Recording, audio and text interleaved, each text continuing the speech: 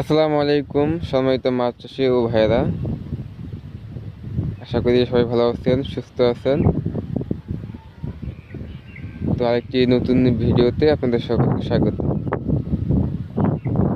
তো অনেক চাষি ভাই আসলে কি খাবার খাওয়াবে, ডুবন্ত খাবার খাওয়াবে না ভাসমান খাবার খাওয়াবে না লুজ খাবার খাওয়াবে, তো এটা নিয়ে আসলে অনেকেই দ্বিধা দ্বন্দ্বে থাকে যে আসলে সে কোন খাবারটা খাওয়াবে। তো আসলে মাছ চাষের উপর নির্ভর করে আসলে খাবারের ব্যবস্থাপনাটা। তো আসলে আমরা যে ধরনের মাছ চাষ করব, তো সেই ধরনের মাছের স্বভাবজনিত যে খাবার, তো সেটাই কিন্তু আমাদের দিতে হবে। তো যদি আমরা ক্যাটফিশ টাইপের মাছ চাষ করি, সেক্ষেত্রে কিন্তু আমাদের ডুবন্ত খাবারের চেয়ে কিন্তু ভাসমান খাবারে কিন্তু অগ্রাধিকার দিতে হবে। কারণ ক্যাটফিশ জাতীয় যে মাছ, এই মাছগুলো মূলত ভাসমান খাবারের উপরেই নির্ভরশীল। এবং এখানে এই চাষ ব্যবস্থাপনায় কিন্তু ভাসমান খাবারটাই বেশি ইউজ করা হয়। আর যদি আমরা কার্পি মাছ ইউজ করি পুকুরে, কার্পিও মাছ যদি আমরা পুকুরে চাষ করি, সেক্ষেত্রে কিন্তু আমাদের ডুবন্ত খাবারের উপরে কিন্তু বেশি গুরুত্ব দিতে হবে। কারণ কার্প জাতীয় মাছ মানেই ডুবন্ত খাবার, লুজ খাবার। তো আপনি যদি আসলে কার্প মিশ্র চাষ করে থাকেন, সেক্ষেত্রে কিন্তু আপনার ডুবন্ত এবং ভাসমান দুটোই ব্যবহার করা কিন্তু ভালো। কারণ দুটি খাবার ব্যবহার করলেই কিন্তু মাছের ভালো একটা গ্রোথ এবং ভালো একটা প্রফিট পাওয়া যায়। তো এখন আপনি কি ধরনের মাছ চাষ করবেন, তো কোন ধরনের মাছ আপনি চাষ করতেছেন, কোন সাইজের মাছ চাষ করতেছেন, তো এটার উপরে কিন্তু আসলে খাবারের এটা আর কি খাবার ব্যবস্থাপনাটা কিন্তু আসলে নির্ভর করে। তো খাবার ব্যবস্থাপনা বলতে এটাই আসলে যে আমাদের আগে বুঝতে হবে যে আমরা কোন মাছটা চাষ করতেছি। তো সেই মাছের উপর ডিপেন্ড করে কিন্তু আমাদের খাবারের মানে যে কোয়ালিটি বা খাবারের যে পদ, তো সেটা কিন্তু আমাদের নির্ধারণ করতে হবে। আমরা ডুবন্ত খাওয়াবো না ভাসমান খাওয়াবো, সেটা কিন্তু মাছের উপরে আসলে নির্ভর করবে। তো এটা নিয়ে আসলে এতই হওয়ার প্রয়োজন নাই। কারণ সবাই তো আর ভাই কার জাতীয় মাছ চাষ করে না, সবাই তো আর ক্যাটফিশ ক্যাটফিশ মাছ চাষ করে না। তো আমি যেমন ধরেন, আমি আমার যে পুকুর, আমি এখন পর্যন্ত ক্যাটফিশ মাছ চাষ করি নাই। আমি কার্প জাতীয় মাছের মধ্যেই আছি। তো আমি কার্প জাতীয় মাছের পোনা এবং বড় মাছ দুইটাই করি। তো আমার এই পুকুরটা যে দেখছেন, এই পুকুরটাতে কিন্তু আসলে কার্প জাতীয় মাছ মিশ্রভাবে আছে, সাথে তেলাপিয়া আছে। তো আমি কিন্তু এখানে এই পুকুরটাতে কিন্তু 4টা থেকে 5টাই যে কেজি, সেই মাছগুলা কিন্তু মজুত করছি। তো আমি কিন্তু ভাসমানের চাইতে কিন্তু ডুবন্ত খাবারের উপরে কিন্তু প্রাধান্যটা বেশি। আর যেহেতু আমার এখানে তেলাপিয়া আছে, সেক্ষেত্রে হাই প্রোটিন খাবার হিসেবে কিন্তু আমার ভাসমান খাবারটা কিন্তু ইউজ করতেছি। তো এই হলো বিষয়। তো ভাসমান খাবারটা হচ্ছে হাই প্রোটিন খাবার। আর ক্যাটফিশ মাছ চাষ করতে গেলে আপনাকে হাই প্রোটিন খাবার খাওয়াতে হবে, এটাই স্বাভাবিক।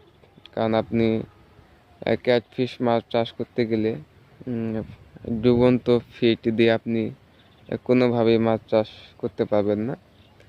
ভাসমান খাবার দিয়ে আপনাকে দিতে হবে। তো তাহলে আমরা কিন্তু দুইটা পয়েন্ট এখানে পেয়ে গেলাম। সেটা হচ্ছে কার্প জাতীয় মাছ যদি আমরা চাষ করি, সেক্ষেত্রে আমাদের ডুবন্ত খাবারের প্রাধান্যটা বেশি।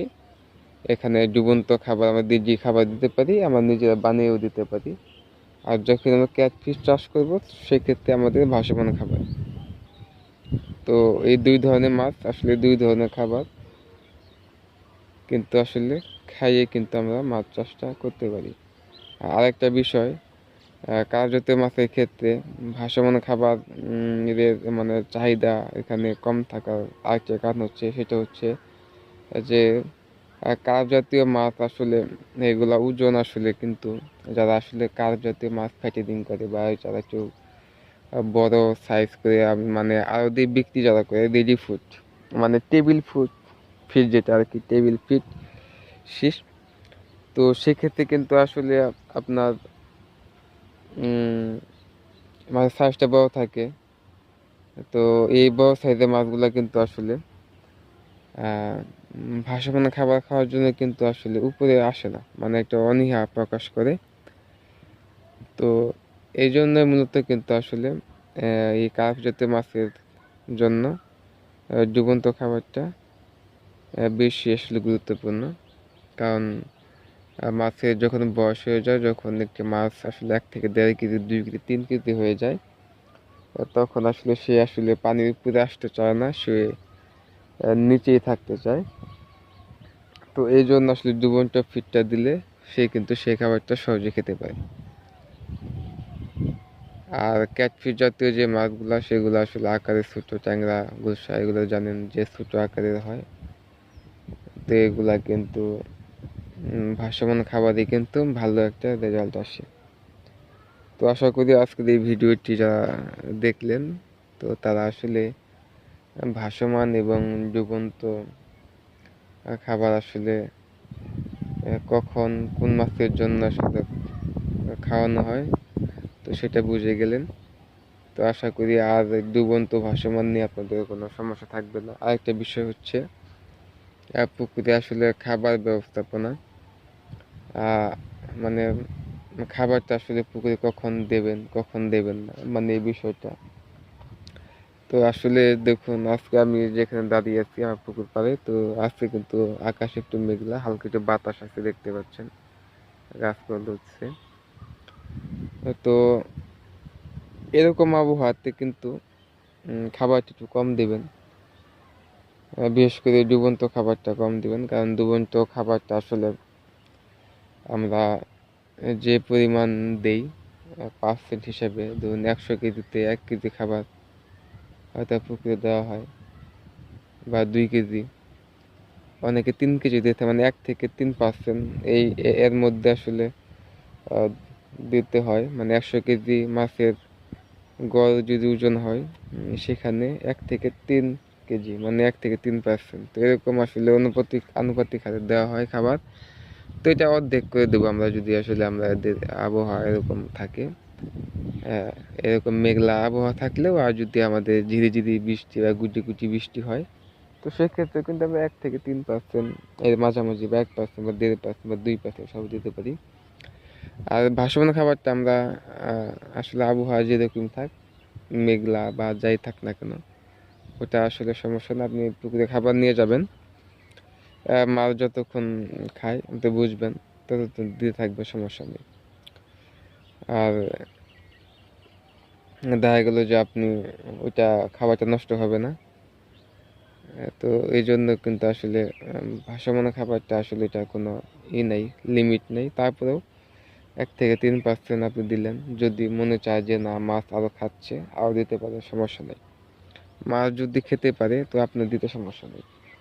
এখন আরেকটা বিষয় হচ্ছে যে আসলে মাছ আসলে আবার অতিরিক্ত খাইয়েও আসলে মানে মানে মাছ খাইতেছে আপনি দিতেছেন, এটা অনেকে আবার মনে করে যে ভাই আসলে এটা ওভার লোড হয়ে যায় না, যে খাবে বলেই দেব। তো এটা যদি আপনি দিতে না চান তো সমস্যা নয়, আর যদি চান যে দিবেন দিতে পারেন, এটা আপনার ব্যক্তিগত বিষয়।